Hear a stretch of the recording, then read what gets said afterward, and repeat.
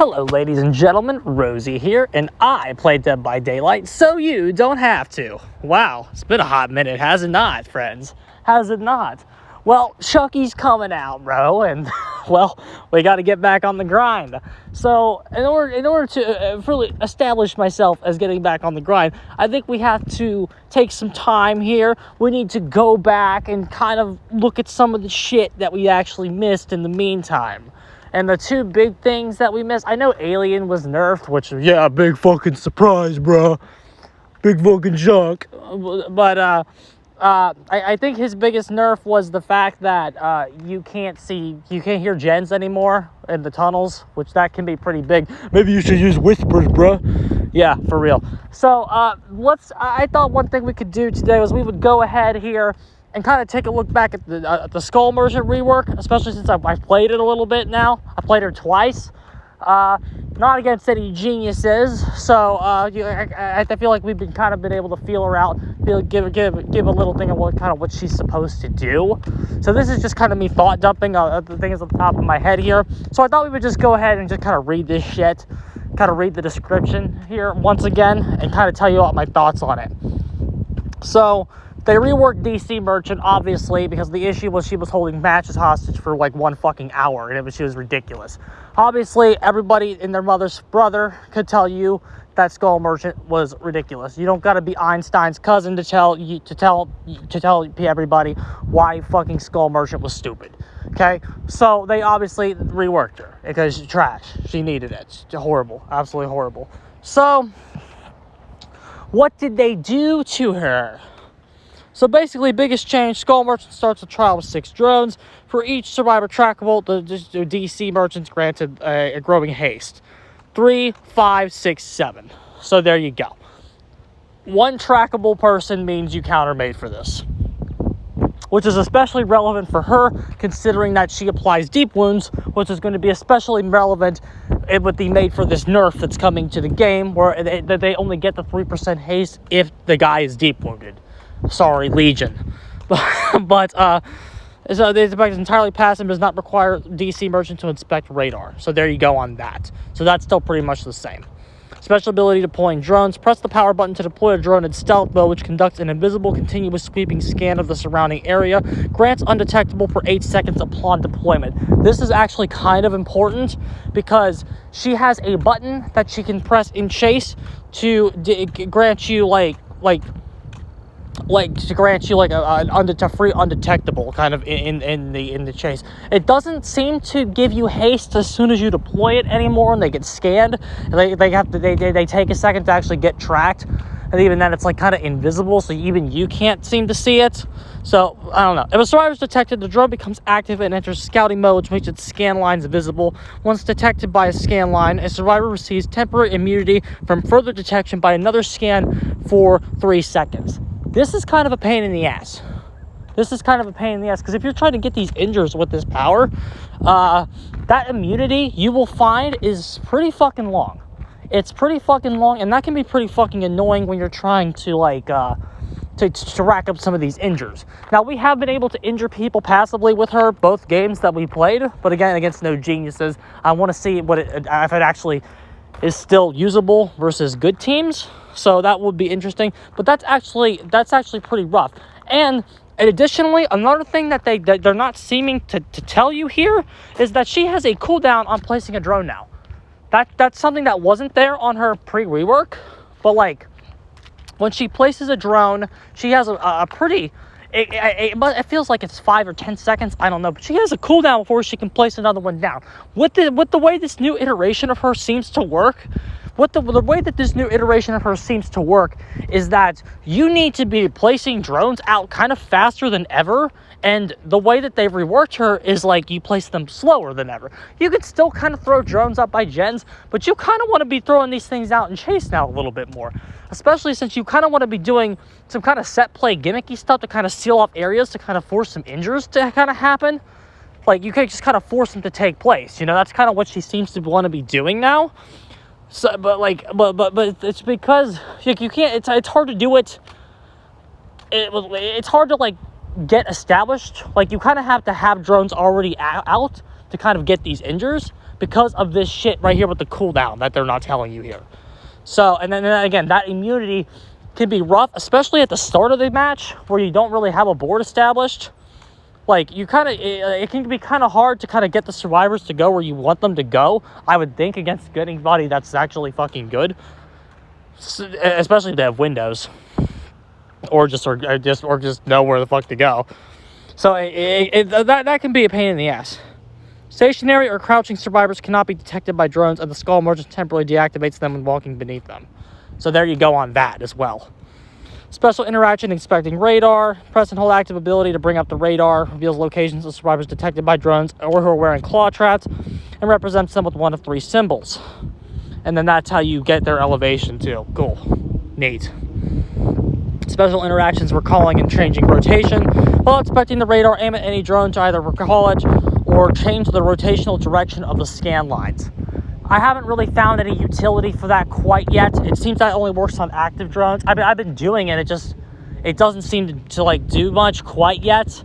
You might find there's definitely something you can do with that. I just gotta figure it out.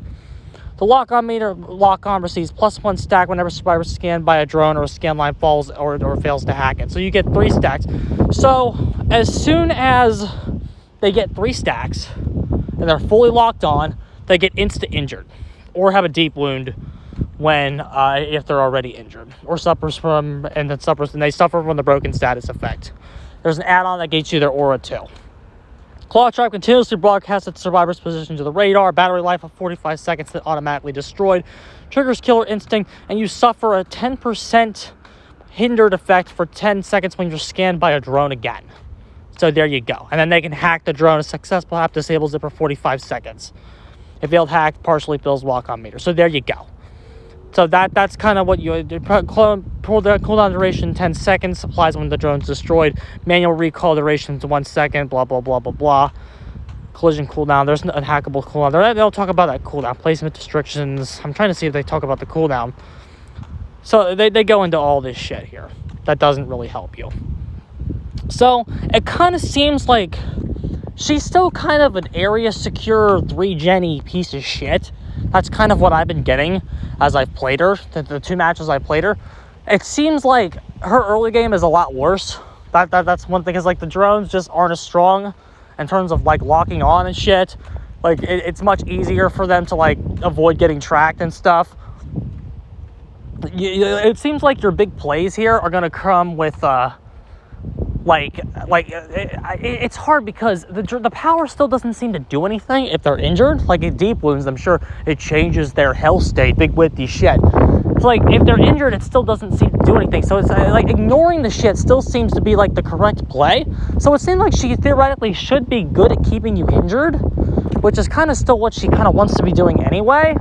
But it's like, it's still interesting because you can have these weird plays where it's like, if you're chasing a healthy survivor, what you kind of want to be doing is you kind of want to be using the power to get a quick injure, and because like once that health state changes, they don't seem to, based on the usage of that aura add-on, they don't seem to get a speed boost. So you could potentially, if you use the power effectively, can get some quick 1-2 cheesy fucking downs, and like she can still use her radar. The radar is still kind of unnerfed because it's information. The fact that information exists still means it's kind of fucking good regardless of what they do to it. Like she can just potentially, especially since she's like kind of good at keeping you injured now, like she's kind of good at keeping you injured, whereas before the exposed, if you outlast it, you got no punishment, correct? Whereas like if you get injured by her, like she can kind of keep you in that state. So it's kind of interesting in that regard. So it's like if she gets it down and then she like kind of figures out where you are, by usage of the radar, she can pick her battles to either find a survivor that's on death hook or choose to like slug, and that decision making is entirely up to her. So like that's still kind of fucking okay, I guess. It's kind of decent being able to like have a more consistent spread of information in your base kit to choose when you're going to slug. That doesn't seem to be a bad thing. And just like she can, once she has a lot of drones going and like she sections a lot of the map, her drone's area of effect is bigger because there's 6 of them rather than 4 of them. and their radius seems to be largely untouched, so you can section off more of the map with drones. Now again, they're not as strong, but it's like if you have control of the game, like just seeing a board setup where she's going off, it still looks kind of broken bonkers. It doesn't look like they've entirely fixed the 3-gen bullshit on her. It still feels like she's the same character in a lot of regards, specifically with regards to the haste. She still gets free haste in her base kit. They just dropped the base kit dissolution, which, I mean, good. Watching the entity break pallets for Daddy's Princess was fucking ridiculous in the base kit. But but the point is, though, based on what I've seen, it still looks like this character is decent. Again, I said this, I played her a couple times, and I'm curious to see if I can get some of these cheesy interactions we've been theory crafting to actually kind of do something. But it looks like the character can still do things, I guess. It's less complex than it sounds on paper. It really is. The directional scanning lines, and it's just you throw up drones and they do stuff for you, pretty much. They get you information, they get you haste, they get claw traps, and then they get injures now too. So it's still kind of, she can still put them in situations where it's again, you'll be relying on the haste to actually get the hits at the tiles. She should struggle to get downs, theoretically. She should be able to take the healthy state and then struggle to take the injured state. If you get a team of survivors that are super hardcore, top tier broken OP, and they're really good at avoiding that second hit, I feel like she's gonna be in trouble. She looks like she can be down starved if you play against a good team. I feel like that's her biggest weakness, which is always her biggest weakness, but that last version of her, it wasn't really. It was interesting because her biggest issue before was that she was down starved, and then they actually buffed her lethality, and then she just became insanely good for other reasons.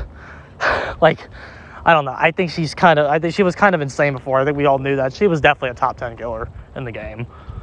But, so I think they made her weaker. They seem to have made her 3-gen much more breakable from the survivor's end, though.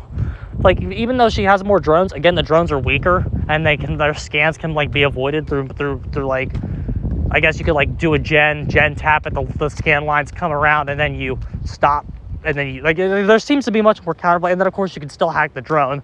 But, it seems her board is much more breakable, and they didn't give, and again, she's nerfed. Her board's more breakable, and her lethality still seems weaker.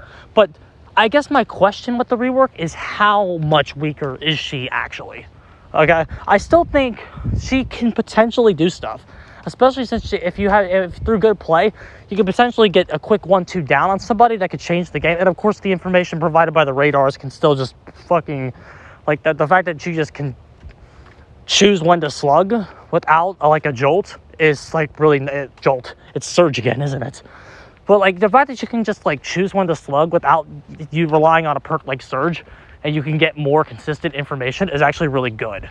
So where she is on the tier list, again, I haven't been playing, so I don't know. I just wanted to dump my thoughts on this rework for the couple games I played off of it. And so there you go. That's Rosie's first comeback video. We're going to be doing one on Bitch Boy as well, and then we're going to be doing one on Chucky. So it's all coming, lads, I swear.